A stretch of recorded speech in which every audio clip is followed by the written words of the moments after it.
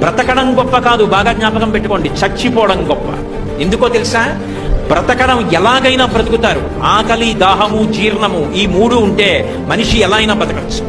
వేళపట్టున ఆకలేసి కుడితి తాగినా జీర్ణం అయిపోతే, ఆవు తింటున్న మినప్పొట్టు తినేసిన జీర్ణం అయిపోతే ఇబ్బంది లేదు.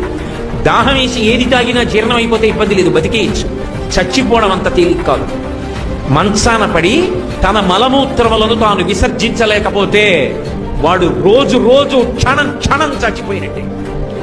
ఆ మలమూత్రములు తన శరీరంలోంచి బయటికి వస్తే పురుగులు పుట్టి శరీరాన్ని కొరికేస్తుంటే సొంత భార్య కూడా కంపులోకి రాలేక, పనివాళ్లు కూడా చెయ్యక, గది తలుపులు వేసేసి కుక్కకి పెట్టినట్టు గిన్నెలో తీసుకొచ్చి అన్నం పెడితే తాను చేసిన పాపాలు జ్ఞాపకానికి వచ్చి కుమిలిపోతే రక్షించేవాడు ఉండడు.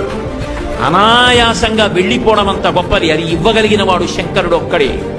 అందుకే బ్రతికినంత కాలం ధర్మాన్ని పట్టుకుని బ్రతికిన వాడు ఎవరి దగ్గర చెయ్యి చాపకుండా బ్రతికి, ఎవరితో చేయించుకోకుండా పరమ సంతోషంగా భగవన్నామని చెప్పుకుంటూ వెళ్ళిపోతాడు. అంతకన్నా ఏం కావాలి మనిషికి?